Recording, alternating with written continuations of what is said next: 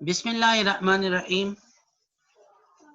اللہ تعالیٰ نے جب انسان کو بنایا تو فرشتوں نے کہا، اے اللہ، کیا ہم کافی نہیں ہیں آپ کی عبادت کے لیے؟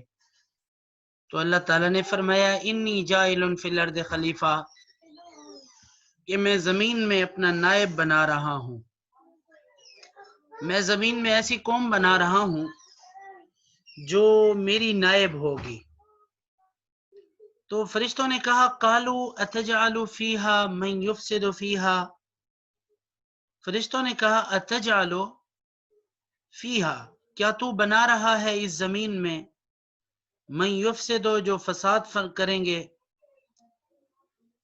فیہا، اس زمین میں، ویسفک الدماء، اور خون بہائیں گے آپس میں، ونحن، اور ہم، نسبح، ہم تسبیح بیان کرتے ہیں آپ کی، ونقدس لک، اور ہم آپ کی پاکی بیان کرتے ہیں، ونحن نسبح بحمدک ونقدس لک، ہم آپ کی پاکی بیان کرتے ہیں۔ قال انی اعلم ما لا تعلمون، قال انی، فرمایا انی عالم، اللہ فرماتے ہیں انی عالم ما لا تعلمون، میں آپ سے زیادہ جانتا ہوں کہ میں نے انسان کو کیوں بنایا۔ تو اللہ رب العالمین نے انسان کو فرشتوں سے افضل جب بنایا، کہا کہ اس کا سجدہ کرو، انہوں نے کہا ہم کیسے سجدہ کریں؟ فرشتوں نے کہا کہ اللہ، تو پھر ایسی مخلوق بنا رہا ہے جو آپ کا شکریہ ادا نہیں کریں گے، جو، اے اللہ، تو ایسی مخلوق بنا رہا ہے جس طرح ہم سے پہلے آپ نے پہلی قوموں کو بھی پیدا کیا تھا جنہوں نے فساد کیے تھے۔ مطلب یہ کہ انسانوں کی پیدائش سے 50,000 سال پہلے اللہ نے 3 مرتبہ جنات کو پیدا کیا، جنات کو پیدا کیا، انہوں نے آپس میں لڑائی جھگڑے فساد کیے، پھر اللہ رب العالمین نے زمین کو صاف کیا، پھر کچھ عرصہ اللہ تعالیٰ نے کوئی قوم پیدا نہیں کی، پھر پیدا کر دیا جنات کو، پھر انہوں نے لڑائی جھگڑے فساد کیے، تو پھر اللہ تعالیٰ نے سارے جنات کو ختم کیا، پھر تیسری مرتبہ پھر اللہ تعالیٰ نے جنات کو پیدا کیا، پھر انہوں نے لڑائی جھگڑے کیے تو اللہ تعالیٰ نے جنات کو ختم کیا۔ تو مختصر یہ کہ اللہ رب العالمین بناتے رہے، وہ جھگڑے کرتے رہے، انسان کی پیدائش سے 50,000 سال پہلے پھر اللہ رب العالمین نے انسان کو پیدا کیا۔ جب انسان پیدا ہوا، فرشتوں نے کہا، ان کے ذہن میں تو وہی تھا کہ جس طرح جنات فساد ڈالتے تھے اسی طرح انسان بھی فساد ڈالیں گے۔ تو انہوں نے کہا کہ ہم تسبیح بیان کرتے ہیں، ہم پاکی آپ کی بیان کرتے ہیں، اے اللہ، آپ پھر اس کو کیوں پیدا کر رہے ہیں، جنات کو، انسانوں کو کیوں پیدا کر رہے ہیں؟ تو اللہ سبحانہ و تعالی نے فرمایا کہ میں انسانوں کو اس لیے پیدا کر رہا ہوں کہ میں نے ان کو علم دینا ہے، وعلم آدم الاسماء، اور سکھائے اللہ تعالیٰ نے آدم علیہ السلام کو اسماء کلہا، تمام چیزوں کے، ثم عرضہم، پھر ان کو پیش کیا، علی الملائکہ، فرشتوں پر، فقالا، پھر فرمایا، انبیونی، مجھے خبر دو، باسمائی، ان ناموں کی، ہاؤلا، ان تمام ناموں کی، ان کنتم صادقین، اگر تم سچے ہو، فرمایا اگر تم سچے ہو تو مجھے ان ناموں کی تعلیم دو۔ تو اللہ سبحانہ و تعالی نے وہ نام پوچھے فرشتوں سے، اور فرشتے تو نہیں جانتے تھے، کیونکہ اللہ تعالیٰ نے علم جو تھا وہ تو صرف آدم علیہ السلام کو عطا فرمایا تھا۔ تو اللہ تعالیٰ نے اللہ کے سکھانے پر آدم علیہ السلام نے ان تمام چیزوں کے نام بتا دیے جن کے بارے میں اللہ تعالیٰ نے ان سے پوچھا، اللہ نے ان کو سکھائے، پھر اللہ نے فرشتوں کے سامنے ان سے وہ نام پوچھے، تو فرشتوں نے ان سارے نام اللہ تعالیٰ کو بتا دیے۔ تو اللہ تعالیٰ نے فرمایا کہ انبئونی باسماء ہؤلاء ان کنتم صادقین، مجھے ان چیزوں کے نام بتاؤ اگر تم سچے ہو۔ تو انہوں نے کہا قالوا سبحانک لا علم لنا، کہنے لگے ہم آپ کی پاکی بیان کرتے ہیں، نہیں ہمیں کوئی علم اس کے بارے میں، الا مگر ما علمتنا، جو تو نے ہمیں دیا ہے۔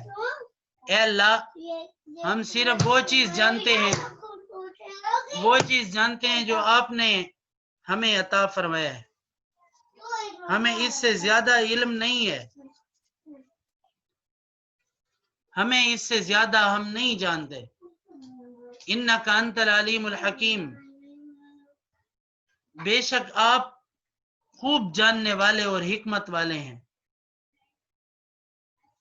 پھر اللہ نے فرمایا قال یا آدم، اے آدم، انبئہم، مجھے بتائیے باسماء ہؤلاء، ان چیزوں کے نام آپ بتائیے۔ تو حضرت آدم علیہ السلام نے ان تمام چیزوں کے نام بتا دیے۔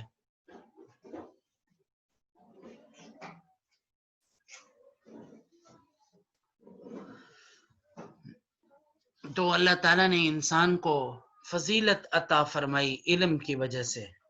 کائنات میں سب سے پہلے جو چیزیں پیدا فرمائیں وہ علم سے متعلق ہیں۔ فرمائے نون والقلم وما یسرون، اللہ تعالیٰ نے سب سے پہلے اپنے لوح اور قلم پیدا کیے، اور کائنات میں اللہ تعالیٰ کی کلام، اللہ کی صفت ہے، وہ اللہ کے ساتھ تھی۔ پھر اللہ تعالیٰ نے لوح و قلم پیدا کیے، اور وہ جو صفات تھیں اللہ تعالیٰ کی، جس طرح کلام پاک تھا۔ آدم علیہ السلام کائنات کے بننے سے 1000 سال پہلے بعض روایات کے مطابق پیدا ہوئے، اور ان سے 1000 سال پہلے اللہ رب العالمین نے میں یہاں پر تھوڑا سا غلط ہوں، آدم علیہ السلام آج سے 15 یا 20 ارب سال پہلے اللہ تعالیٰ نے کائنات کو پیدا کیا، اور اس سے 1000 سال پہلے اللہ تعالیٰ نے کلام پاک کی تلاوت فرمائی۔ تو قرآن مجید کی تلاوت فرما کر اللہ تعالیٰ نے آپ صلی اللہ علیہ وسلم کا تذکرہ کیا، یاسین والقرآن الحکیم، یاسین، اور پھر فرمایا والقرآن الحکیم، اور قسم ہے قرآن حکیم کی، انک لمن المرسلین، بے شک آپ کو ضرور رسول بناؤں گا، آپ رسولوں میں سے ہوں گے،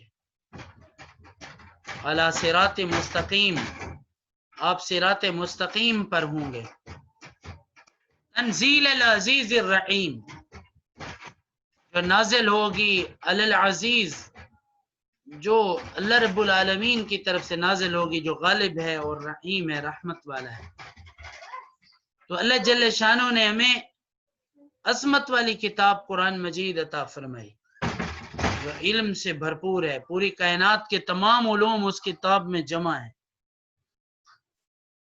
اور جب رسول اللہ صلی اللہ علیہ وسلم کو اللہ تعالیٰ نے نبوت عطا فرمائی، تو ساری نبوتوں کا خلاصہ 1,24,000 کم و بیش نبی، بعض روایات کے مطابق 2,00,000 انبیاء، اللہ تعالیٰ نے تمام نبیوں کی نبوتوں کا خلاصہ ہمارے نبی کو عطا فرمایا۔ تمام رسولوں کی رسالتوں کا خلاصہ ہمارے نبی کو عطا فرمایا۔ رسول وہ ہوتا ہے جس پر نئی کتاب، نئے معجزات اور نئی شریعت نازل ہو۔ نبی وہ ہوتا ہے جو پچھلے نبی کی تعلیمات پر مزید لوگوں سے عمل کرواتا ہے۔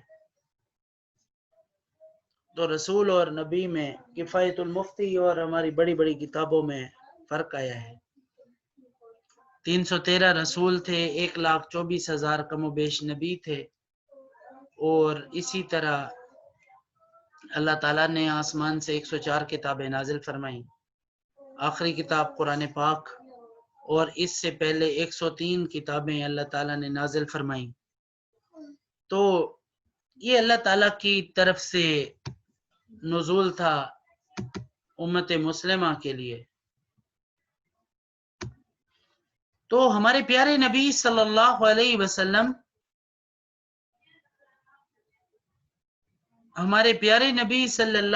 وسلم سارے نبیوں کو اگر میں انگوٹھی کا حلقہ سمجھوں، ان میں ہے نام محمد کا نگینے جیسا. اور اسی لیے پڑھتا رہتا ہوں میں آقا پہ درود کہ لطف آتا ہے مجھے شہد کے پینے جیسا. اور جو چمک ان کی جبی میں تھی کہاں چاند میں ہے، عطر لائے کوئی میرے نبی کے پسینے جیسا. شہر شہروں میں نہیں مدینے جیسا، اور امن میں ہے نور نبی کے سفینے جیسا. اللہ کریم نے تمام نبیوں کی نبوتوں کا خلاصہ ہمارے نبی کی نبوت میں عطا فرمایا. تمام رسولوں کی رسالتوں کا خلاصہ ہمارے نبی کی رسالت میں عطا فرمایا. اسی طرح تمام معجزات، انبیاء کے معجزات کو اکٹھا کیا جائے تو 100 کے لگ بھگ معجزات تھے. اور اللہ کریم نے ہمارے نبی کو جو معجزات عطا فرمائے وہ 3000 معجزات ایک کتاب میں لکھا گیا. ایک کتاب ہے معجزات نبوی پر، اس میں 3000 معجزات کا تذکرہ ہے جو اللہ تعالیٰ نے ہمارے نبی کو عطا فرمائے. تو کتنی بڑی بات ہے جی. ہمارے حضرت علامہ شیخ الحدیث استاد محترم مولانا علاؤالدین صاحب دامت برکاتہم العالیہ، وہ اپنے استاد شمس الحق افغانی رحمۃ اللہ علیہ سے نقل فرماتے تھے کہ رسول اور نبی ایک ہوتا ہے، اس میں فرق نہیں ہوتا. اس پر انہوں نے دلائل دیے تھے. وکان رسول النبی، اسماعیل علیہ السلام کے بارے میں فرمایا گیا کہ وہ رسول بھی تھے اور نبی بھی تھے. تو فرمایا کہ رسول النبی، رسول نبی، تو مراد یہ ہے کہ بعض انبیاء ہم یوں سمجھتے ہیں کہ بعض انبیاء ایسے بھی ہیں جو رسول بھی تھے اور نبی بھی تھے. بہرحال یہ ایک الگ ٹاپک ہے. مختصر یہ کہ ہمارے اللہ رب العالمین نے ہمیں جو علم عطا فرمایا وہ علم تمام علوم کا خلاصہ تھا، تمام شریعتوں کا خلاصہ تھا. ہمارے نبی کے حوالے سے اللہ تعالیٰ نے ہمیں عطا فرمایا. اور پھر یہ کہ قرآن مجید وہ عظیم کتاب ہے، اس میں ساری کی ساری زندگی ہے. اور نبی سے نقل شدہ جتنی بھی چیزیں ہیں، نبی نے جن چیزوں کی تعلیم دی اس کی سند اللہ رب العالمین نے باقی فرمائی. مثال کے طور پر اللہ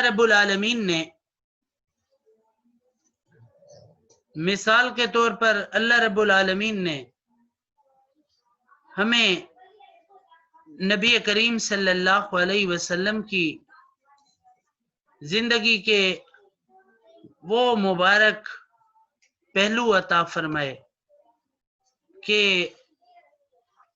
اس میں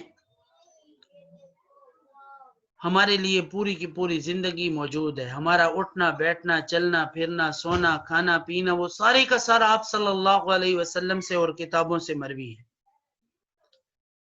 پھر منور فرمایا اللہ رب العالمین نے ہمیں اس چیز کے ساتھ کہ کوئی ہم میں ایسی چیز نہیں ہے جو مدلل نہ ہو.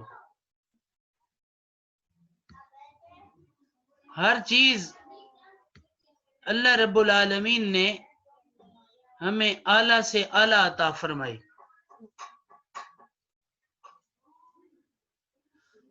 اور علم بھی اللہ تعالیٰ نے ایسا عظیم عطا فرمایا کہ جس میں کسی قسم کی کمی نہیں. فرمایا العلم نور، بخاری شریف کی حدیث ہے علم نور ہے.